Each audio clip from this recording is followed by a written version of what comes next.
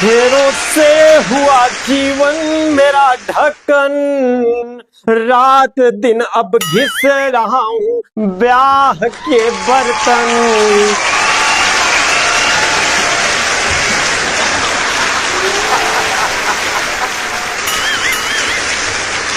है नया चिमटा, नई चाकू, नया बेलन, सांस तक लेने नहीं देती मेरी दुल्हन।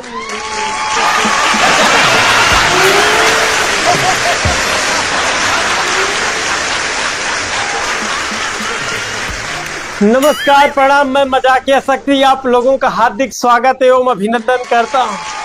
भाई साहब, कई लोगों को मुझसे बहुत ज्यादा शिकायत है कि मैं जहां भी बोलता हूं सिर्फ पत्नियों पर ही बोलता हूं, पत्नियों के अलावा मेरे पास और कोई सब्जेक्ट नहीं होता है।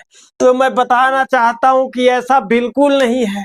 पत्नियों के अलावा भी मेरे पास बहुत सारे सब्जेक्ट हैं, लेकिन मैं पत्नियों को इसलिए बोलता हूं क्योंकि इनके कारनामे अलग अलग होते ही हैं।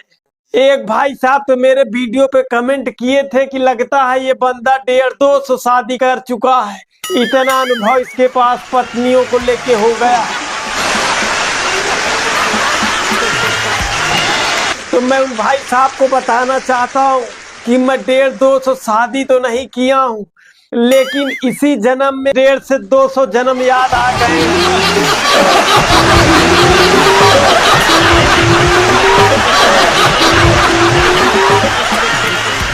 और एक बात मैं आपको बता दूं कि मैं तो इसी जन्म में इतना डर और सहम गया हूं पत्नी से कि मरने के बाद 6 जन्म मैं ब्रह्मा जी से कैंसिल करवा दूंगा।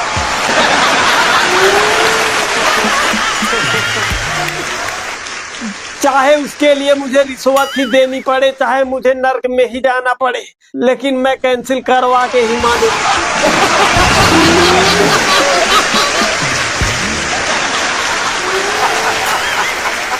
बाकी मैं पत्नियों के बारे में क्या बताऊं, आप देख ही रहे हैं भाई साहब।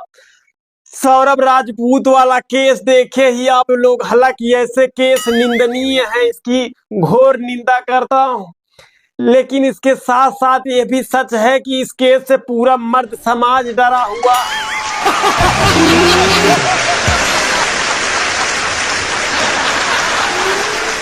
भाई साहब, पूरा मर्द समाज अपने घर से ड्रम निकाल निकाल कबाड़ में बेच रहा है।